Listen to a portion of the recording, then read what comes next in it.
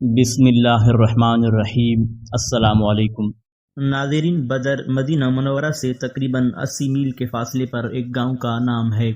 جہاں زمانہ جاہلیت میں سالانہ میلہ لگتا تھا۔ یہاں ایک کنواں بھی تھا جس کے مالک کا نام بدر تھا، اسی کے نام پر اس جگہ کا نام بدر رکھ دیا گیا۔ اسی مقام پر جنگ بدر کا عظیم معرکہ ہوا جس میں کفار قریش اور مسلمانوں کے درمیان سخت خون ریزی ہوئی اور مسلمانوں کو عظیم الشان فتح مبین نصیب ہوئی، جس کے بعد اسلام کی عزت و اقبال کا پرچم اتنا سر بلند ہو گیا کہ کفار قریش کی عظمت و شوکت بالکل ہی خاک میں مل گئی۔ اللہ تعالیٰ نے جنگ بدر کے دن کا نام یوم الفرقان رکھا۔ قرآن پاک کی سورہ انفال میں تفصیل کے ساتھ اور دوسری سورتوں میں اجمالاً بار بار اس معرکے کا ذکر فرمایا، اور اس جنگ میں مسلمانوں کی فتح مبین کے بارے میں احسان جتاتے ہوئے خداوند عالم نے قرآن مجید میں ارشاد فرمایا، اور یقیناً خداوند تعالیٰ نے تم لوگوں کی مدد فرمائی بدر میں، جبکہ تم لوگ کمزور اور بے سر و سامان تھے، تو تم لوگ اللہ تعالیٰ سے ڈرتے رہو تاکہ تم لوگ شکر گزار ہو جاؤ۔ جنگ بدر کا اصلی سبب تو عمر بن حضرمی کے قتل سے کفار قریش میں پھیلا ہوا زبردست اشتعال تھا، جس سے ہر کافر کی زبان پر یہی ایک نعرہ تھا کہ خون کا بدلہ خون ہی لے کر رہیں گے۔ مگر بالکل ناگہاں یہ صورت پیش آ گئی کہ قریش کا وہ قافلہ جس کی تلاش میں نبی کریم صلی اللہ علیہ وسلم مقام ذی العشیرہ تک تشریف لے گئے تھے، مگر وہ قافلہ ہاتھ نہیں آیا تھا۔ بالکل اچانک مدینہ میں خبر ملی کہ اب وہی قافلہ ملک شام سے لوٹ کر مکہ جانے والا ہے، اور یہ بھی پتہ چل گیا کہ اس قافلے میں ابو سفیان بن حرب، مخرمہ بن نوفل اور عمر بن عاص وغیرہ کل 30 یا 40 آدمی ہے، اور کفار قریش کا مال تجارت جو اس قافلے میں ہے وہ بہت زیادہ ہے۔ نبی کریم صلی اللہ علیہ وسلم نے اپنے اصحاب سے فرمایا کہ کفار قریش کی ٹولیاں لوٹ مار کی نیت سے مدینہ منورہ کے اطراف میں برابر گشت لگاتی رہتی ہیں، اور قرظ بن جابر فہری نامی شخص مدینہ کی چراگاہوں تک آ کر غارت گری اور ڈاکہ زنی کر گیا ہے، لہذا کیوں نہ ہم بھی کفار قریش کے اس قافلے پر حملہ کر کے اس کو لوٹ لیں، تاکہ کفار قریش کی شامی تجارت بند ہو جائے اور وہ مجبور ہو کر ہم سے صلح کر لیں۔ نبی کریم صلی اللہ علیہ وسلم کا یہ ارشاد گرامی سن کر انصار و مہاجرین اس کے لیے تیار ہو گئے۔ چنانچہ 12 رمضان المبارک 2 ہجری کو بڑی عجلت کے ساتھ لوگ چل پڑے، جو جس حال میں تھا اسی حال میں روانہ ہو گیا۔ اس لشکر میں نبی کریم صلی اللہ علیہ وسلم کے ساتھ نہ زیادہ ہتھیار تھے، نہ فوجی راشن کی کوئی بڑی مقدار تھی، کیونکہ کسی کو گمان بھی نہ تھا کہ اس سفر میں کوئی بڑی جنگ ہوگی۔ مگر جب مکہ میں یہ خبر پھیلی کہ مسلمان مسلح ہو کر قریش کا قافلہ لوٹنے کے لیے مدینہ سے چل پڑے ہیں، تو مکہ میں ایک جوش پھیل گیا، اور ایک دم کفار قریش کی فوج مسلمانوں پر حملہ کرنے کے لیے تیار ہو گئی۔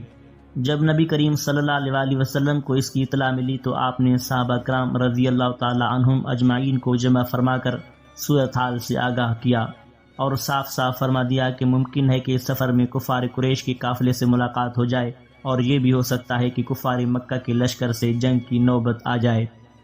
یہ ارشاد سن کر حضرت ابو بکر صدیق، حضرت عمر فاروق اور دوسرے مہاجرین نے بڑے جوش و خروش کا اظہار کیا، مگر نبی کریم صلی اللہ علیہ وسلم انصار کا منہ دیکھ رہے تھے، کیونکہ انصار نے آپ صلی اللہ علیہ وسلم کے دست مبارک پر بیعت کرتے وقت اس بات کا عہد کیا تھا کہ وہ اس وقت تلوار اٹھائیں گے جب کفار مدینہ پر حملہ کریں گے، اور یہاں مدینے سے باہر نکل کر جنگ کرنے کا معاملہ تھا۔ ناظرین، انصار میں سے قبیلہ خزرج کے سردار حضرت سعد بن عبادہ رضی اللہ تعالی عنہ نبی کریم صلی اللہ علیہ وسلم کا چہرہ انور دیکھ کر بول اٹھے کہ یا رسول اللہ صلی اللہ علیہ وسلم، کیا آپ کا اشارہ ہماری طرف ہے؟ خدا کی قسم ہم وہ جانثار ہیں کہ اگر آپ کا حکم ہو تو ہم سمندر میں کود پڑیں گے۔ اسی طرح انصار کے ایک اور معزز سردار حضرت مقداد بن اسود رضی اللہ تعالی عنہ نے جوش میں آ کر عرض کیا، یا رسول اللہ صلی اللہ علیہ وسلم، ہم حضرت موسیٰ علیہ السلام کی قوم کی طرح یہ نہیں کہیں گے کہ آپ اور آپ کا خدا جا کر لڑیں، بلکہ ہم لوگ آپ کے دائیں سے بائیں سے آگے سے پیچھے سے لڑیں گے۔ انصار کے ان دونوں سرداروں کی تقریر سن کر نبی کریم صلی اللہ علیہ وسلم کا چہرہ خوشی سے چمک اٹھا۔ مدینہ منورہ سے 1 میل دور چل کر نبی کریم صلی اللہ علیہ وسلم نے اپنے لشکر کا جائزہ لیا، جو لوگ کم عمر تھے ان کو واپس کر دینے کا حکم دیا۔ مدینہ منورہ سے روانہ ہونے وقت نمازوں کے لیے حضرت ابن ام مکتوم رضی اللہ تعالی عنہ کو آپ نے مسجد نبی کا امام مقرر فرما دیا تھا، لیکن جب آپ مقام روحہ میں پہنچے تو منافقین اور یہودیوں کی طرف سے کچھ خطرہ محسوس فرمایا، اس لیے آپ صلی اللہ علیہ وسلم نے حضرت ابو لبابہ رضی اللہ تعالی عنہ کو مدینے کا حاکم مقرر فرما کر ان کو مدینہ منورہ واپس جانے کا حکم دیا، اور حضرت عاصم بن عدی رضی اللہ تعالی عنہ کو مدینہ منورہ کے چڑھائی والے گاؤں پر نگرانی رکھنے کا حکم صادر فرمایا۔ ان انتظامات کے بعد نبی کریم صلی اللہ علیہ وسلم بدر کی جانب چل پڑے، جدھر سے کفار مکہ کے آنے کی خبر تھی۔ اب کل فوج کی تعداد 313 تھی، جن میں 60 مہاجر اور باقی انصار تھے۔ جب آپ مکہ میں صفرا میں پہنچے تو 2 آدمیوں کو جاسوسی کے لیے روانہ فرمایا تاکہ وہ قافلے کا پتہ چلائیں کہ وہ کدھر ہے اور کہاں تک پہنچا ہے۔ ادھر کفار قریش کے جاسوس بھی اپنا کام بہت ہوشیاری سے کر رہے تھے۔ جب نبی کریم صلی اللہ علیہ وسلم مدینہ منورہ سے روانہ ہوئے تو ابو سفیان کو اس کی خبر مل گئی۔ اس نے فوراً ہی اپنے ساتھی زمزم بن عمر غفاری کو مکہ بھیجا کہ وہ قریش کو اس کی خبر کر دے تاکہ وہ اپنے قافلے کی حفاظت کا انتظام کریں، اور خود راستہ بدل کر قافلے کو سمندر کی جانب لے کر روانہ ہو گیا۔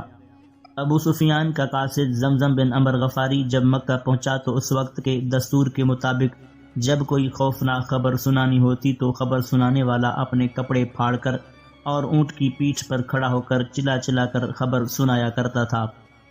زمزم بن عمر غفاری نے اپنا کرتا پھاڑ ڈالا اور اونٹ کی پیٹھ پر کھڑا ہو کر زور زور سے چلانے لگا کہ اے اہل مکہ، تمہارا سارا مال تجارت ابو سفیان کے قافلے میں ہے، اور مسلمانوں نے اس قافلے کا راستہ روک کر قافلے کو لوٹ لینے کا عزم کر لیا ہے، لہذا جلدی کرو اور بہت جلد اپنے اس قافلے کو بچانے کے لیے ہتھیار لے کر دوڑ پڑو۔ جب مکہ میں یہ خوفناک خبر پہنچی تو تمام قبائل قریش اپنے گھروں سے نکل پڑے۔ سرداران مکہ میں سے صرف ابو لہب اپنی بیماری کی وجہ سے نہیں نکلا، اس کے سوا تمام روسائے قریش پوری طرح مسلح ہو کر نکل پڑے۔ 1000 کا لشکری جرار جس کا ہر سپاہی پوری طرح مسلح، دھورے ہتھیار، فوج کی خوراک کا یہ انتظام تھا کہ قریش کے مالدار لوگ یعنی عتبہ بن ربیعہ، حارث بن عامر، نضر بن حارث، ابو جہل، امیہ وغیرہ باری باری سے روزانہ 10 اونٹ ذبح کرتے تھے اور پورے لشکر کو کھلاتے تھے۔ عتبہ بن ربیعہ جو قریش کا سب سے بڑا رئیس اعظم تھا، اس پورے لشکر کا سپہ سالار تھا۔ ابو سفیان جب عام راستے سے مڑ کر ساحل سمندر کے راستے پر چل پڑا اور خطرے کے مقامات سے بہت دور پہنچ گیا اور اس کو اپنی حفاظت کا پورا اطمینان ہو گیا تو اس نے قریش کو ایک تیز رفتار قاصد کے ذریعے خط بھیج دیا کہ تم لوگ اپنے مال اور آدمیوں کو بچانے کے لیے اپنے گھروں سے ہتھیار لے کر نکل پڑے تھے، اب تم لوگ اپنے اپنے گھروں کو واپس لوٹ جاؤ، کیونکہ ہم لوگ مسلمانوں کی الغار اور لوٹ مار سے بچ گئے ہیں اور جان و مال کی سلامتی کے ساتھ ہم مکہ پہنچ رہے ہیں۔ ناظرین، ابو سفیان کا یہ خط کفار مکہ کو اس وقت ملا جب وہ مقام جوفہ میں تھے۔ خط پڑھ کر قبیلہ بنو زہرہ اور قبیلہ بنو عدی کے سرداروں نے کہا کہ اب مسلمانوں سے لڑنے کی کوئی ضرورت نہیں ہے، لہٰذا ہم لوگوں کو واپس لوٹ جانا چاہیے۔ یہ سن کر ابو جہل بگڑ گیا اور کہنے لگا کہ ہم خدا کی قسم اسی شان کے ساتھ بدر تک جائیں گے، وہاں اونٹ ذبح کریں گے اور خوب کھائیں گے، کھلائیں گے، شراب پئیں گے، ناچ رنگ کی محفلیں جمائیں گے، تاکہ تمام قبائل عرب پر ہماری عظمت اور شوکت کا سکہ بیٹھ جائے اور وہ ہمیشہ ہم سے ڈرتے رہیں۔ کفار قریش نے ابو جہل کی رائے پر عمل کیا، لیکن بنو زہرہ اور بنو عدی کے دونوں قبائل واپس لوٹ گئے۔ نبی کریم صلی اللہ علیہ وسلم جب بدر کے قریب پہنچے تو شام کے وقت حضرت علی، حضرت زبیر، حضرت سعد بن نبی وقاص رضی اللہ تعالی عنہم اجمعین کو بدر کی طرف بھیجا تاکہ یہ لوگ کفار قریش کے بارے میں خبر لائیں۔ ان حضرات نے قریش کے 2 غلاموں کو پکڑ لیا جو لشکر کفار کے لیے پانی بھرنے پر مقرر تھے۔ نبی کریم صلی اللہ علیہ وسلم نے ان دونوں غلاموں سے دریافت فرمایا کہ بتاؤ اس قریشی فوج میں قریش کے سرداروں میں سے کون کون ہیں؟ تو دونوں غلاموں نے بتایا کہ عتبہ بن ربیعہ، شیبہ بن ربیعہ، ابو البختری، حکیم بن حزام، نوفل بن خویلد، حارث بن عامر، نضر بن حارث، ابو جہل بن ہشام، امیہ بن خلف، سہیل بن عمر وغیرہ سب اس لشکر میں موجود ہیں۔ یہ فہرست سن کر نبی کریم صلی اللہ علیہ وسلم اپنے اصحاب کی طرف متوجہ ہوئے اور فرمایا کہ مسلمانوں سن لو، مکہ نے اپنے جگر کے ٹکڑوں کو تمہاری طرف ڈال دیا ہے۔ 17 رمضان المبارک 2 ہجری جمعہ کی رات تھی۔ تمام فوج تو آرام و چین کی نیند سو رہی تھی، مگر ایک سرور کائنات صلی اللہ علیہ وسلم کی ذات تھی جو ساری رات خداوند عالم سے لو لگائے دعا میں مصروف تھی۔ صبح نمودار ہوئی تو آپ صلی اللہ علیہ وسلم نے لوگوں کو نماز کے لیے بیدار فرمایا، پھر نماز کے بعد قرآن کی آیات جہاد سنا کر ایسا لرزہ خیز اور ولولہ انگیز وعظ فرمایا کہ مجاہدین اسلام کی رگوں کے خون کا قطرہ قطرہ جوش و خروش کا سمندر بن کر طوفانی موجیں مارنے لگا اور لوگ میدان جنگ کے لیے تیار ہونے لگے۔ رات ہی میں چند نثاروں کے ساتھ آپ صلی اللہ علیہ وسلم نے میدان جنگ کا معائنہ فرمایا۔ اس وقت دست مبارک میں ایک چھڑی تھی، آپ اسی چھڑی سے زمین پر لکیر بناتے تھے اور یہ فرماتے جاتے تھے کہ یہ فلاں کافر کے قتل ہونے کی جگہ ہے اور کل یہاں فلاں کافر کی لاش پڑی ہوئی ملے گی۔ چنانچہ ایسا ہی ہوا کہ آپ صلی اللہ علیہ وآلہ وسلم نے جس جگہ جس کافر کی قتل گاہ بتائی تھی اس کافر کی لاش ٹھیک اسی جگہ پائی گئی۔ 17 رمضان 2 ہجری جمعہ کا دن نبی کریم صلی اللہ علیہ وآلہ وسلم نے مجاہدین کو صف بندی کا حکم دیا۔ دست مبارک میں ایک چھڑی تھی، اس کے اشارے سے آپ صلی اللہ علیہ وآلہ وسلم صفیں درست فرما رہے تھے کہ کوئی شخص آگے پیچھے نہ رہنے پائے، اور یہ بھی حکم دیا کہ اللہ تبارک و تعالیٰ کے ذکر کے علاوہ کوئی شخص کسی قسم کا کوئی شور و غل نہ مچائے۔ ناظرین، نبی کریم صلی اللہ علیہ وآلہ وسلم اپنی چھڑی کے اشارے سے صفیں سیدھی فرما رہے تھے کہ آپ نے دیکھا کہ حضرت سواد انصاری رضی اللہ تعالیٰ عنہ کا پیٹ صف سے کچھ آگے نکلا ہوا تھا۔ آپ نے اپنی چھڑی ان کے پیٹ کو مار کر فرمایا، اے سواد سیدھے کھڑے ہو جاؤ۔ حضرت سواد رضی اللہ تعالیٰ عنہ نے کہا، یا رسول اللہ صلی اللہ علیہ وآلہ وسلم، آپ نے میرے پیٹ پر چھڑی ماری ہے، مجھے آپ سے بدلہ لینا ہے۔ یہ سن کر آپ صلی اللہ علیہ وآلہ وسلم نے اپنا پیراہن مبارک اٹھا کر فرمایا، اے سواد، لو میرا پیٹ حاضر ہے، تم اس پر چھڑی مار کر مجھ سے اپنا قصاص لے لو۔ حضرت سواد رضی اللہ تعالیٰ عنہ نے دوڑ کر آپ کے شکم مبارک کو چوم لیا اور پھر نہایت ہی والہانہ انداز میں انتہائی گرم جوشی کے ساتھ آپ کے جسم اقدس سے لپٹ گئے۔ آپ صلی اللہ علیہ وآلہ وسلم نے ارشاد فرمایا کہ اے سواد، تم نے ایسا کیوں کیا؟ عرض کیا، یا رسول اللہ صلی اللہ علیہ وآلہ وسلم، میں اس وقت جنگ کی صف میں اپنا سر ہتھیلی پر رکھ کر کھڑا ہوں، شاید موت کا وقت آ گیا ہو۔ اس وقت میرے دل میں اس تمنا نے جوش مارا کہ کاش مرتے وقت میرا بدن آپ کے جسم اطہر سے چھو جائے۔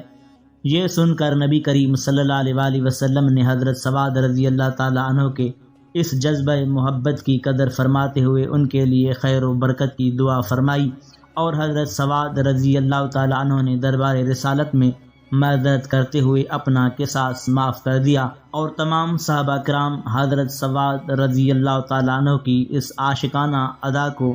حیرت سے دیکھتے ہوئے ان کا منہ تکتے رہ گئے۔ ناظرین، جب جنگ کا آغاز ہوا تو کفار کا سپہ سالار عتبہ بن ربیعہ اپنے سینے پر شتر مرغ کا پر لگائے ہوئے اپنے بھائی شیبہ بن ربیعہ اور اپنے بیٹے ولید بن عتبہ کو ساتھ لے کر غصے میں بھرا ہوا اپنی صف سے نکل کر مقابلے کی دعوت دینے لگا۔ اسلامی صفوں میں سے حضرت عوف، حضرت معاذ اور حضرت عبداللہ بن رواحہ رضی اللہ تعالیٰ عنہم اجمعین مقابلے کو نکلے۔ عتبہ نے ان لوگوں کا نام و نسب پوچھا۔ جب معلوم ہوا کہ یہ لوگ انصاری ہیں تو عتبہ نے کہا کہ ہم کو تم لوگوں سے کوئی غرض نہیں۔ پھر عتبہ نے چلا کر کہا، اے محمد صلی اللہ علیہ وآلہ وسلم، یہ لوگ ہمارے جوڑ کے نہیں ہیں، اشراف قریش کو ہم سے لڑنے کے لیے میدان میں بھیجیے۔ حضور صلی اللہ علیہ وآلہ وسلم نے حضرت حمزہ، حضرت علی اور حضرت عبیدہ رضی اللہ تعالیٰ عنہم اجمعین کو حکم دیا کہ آپ لوگ ان تینوں کے مقابلے کے لیے نکلیں۔ چونکہ یہ تینوں حضرات سر پر خود پہنے ہوئے تھے جس سے ان کے چہرے چھپ گئے تھے، اس لیے عتبہ نے ان حضرات کو نہیں پہچانا اور پوچھا کہ تم کون لوگ ہو۔ جب ان تینوں نے اپنے اپنے نام و نسب بتائے تو عتبہ نے کہا کہ ہاں، اب ہمارا جوڑ ہے۔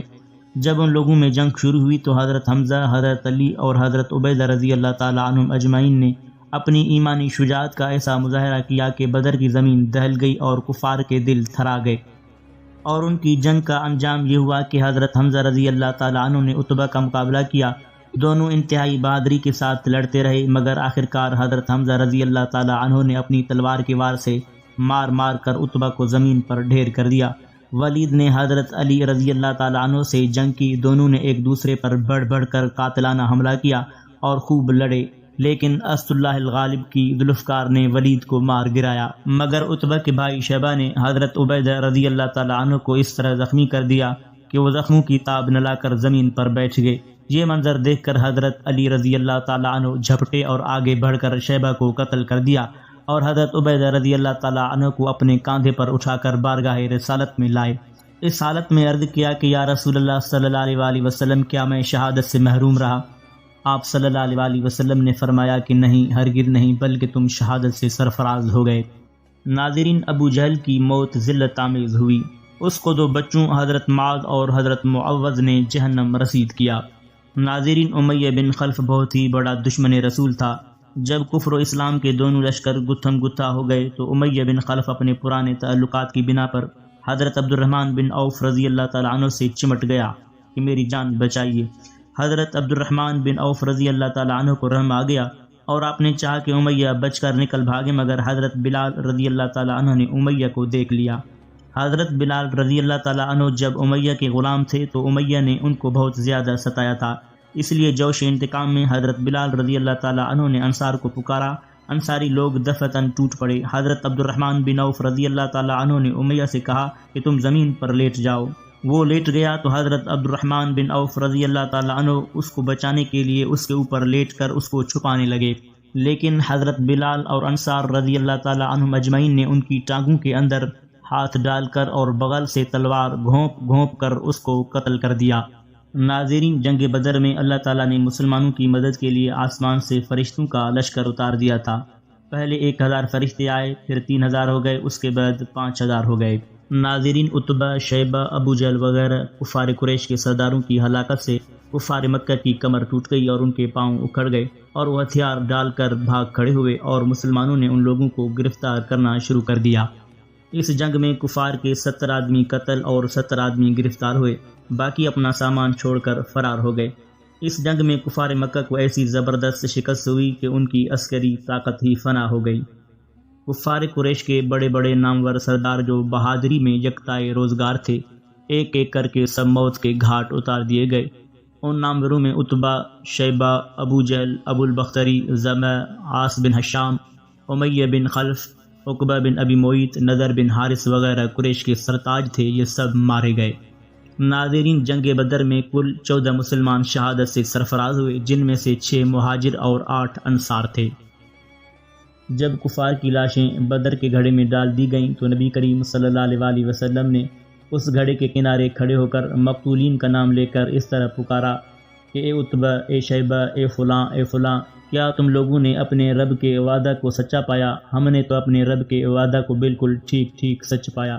حضرت عمر فاروق رضی اللہ تعالیٰ عنہ نے جب دیکھا کہ نبی کریم صلی اللہ علیہ وآلہ وسلم کفار کی لاشوں سے خطاب فرما رہے ہیں تو ان کو بڑا تعجب ہوا۔ چنانچہ انہوں نے عرض کیا، یا رسول اللہ صلی اللہ علیہ وآلہ وسلم، کیا آپ ان بے روح جسموں سے کلام فرما رہے ہیں؟ یہ سن کر نبی کریم صلی اللہ علیہ وآلہ وسلم نے ارشاد فرمایا کہ اے عمر، قسم خدا کی جس کے قبضہ قدرت میں میری جان ہے کہ تم یعنی زندہ لوگ میری بات کو ان سے زیادہ نہیں سن سکتے، لیکن اتنی بات ہے کہ یہ مردے جواب نہیں دے سکتے۔ ناظرین، جو کفار قید ہو کر آئے تھے، ان قیدیوں کے بارے میں نبی کریم صلی اللہ علیہ وآلہ وسلم نے حضرات صحابہ رضی اللہ تعالیٰ عنہم سے مشورہ فرمایا کہ ان کے ساتھ کیا معاملہ کیا جائے۔ حضرت عمر فاروق رضی اللہ تعالیٰ عنہ نے یہ رائے دی کہ ان سب دشمنان اسلام کو قتل کر دینا چاہیے اور ہم میں سے ہر شخص اپنے اپنے قریبی رشتہ دار کو اپنی تلوار سے قتل کرے، مگر حضرت ابو بکر صدیق رضی اللہ تعالیٰ عنہ نے یہ مشورہ دیا کہ آخر یہ سب لوگ اپنے عزیز و اقارب ہیں، لہٰذا انہیں قتل نہ کیا جائے، بلکہ ان لوگوں سے بطور فدیہ کچھ رقم لے کر ان سب کو رہا کر دیا جائے۔ فدیہ کی رقم سے مسلمانوں کی مالی امداد کا سامان بھی ہو جائے گا اور شاید آئندہ اللہ تعالیٰ ان لوگوں کو اسلام کی توفیق نصیب فرمائے۔ نبی کریم صلی اللہ علیہ وآلہ وسلم نے حضرت ابو بکر صدیق رضی اللہ تعالیٰ عنہ کی سنجیدہ رائے کو پسند فرمایا اور ان قیدیوں سے 4 ہزار درہم فدیہ لے کر ان لوگوں کو چھوڑ دیا۔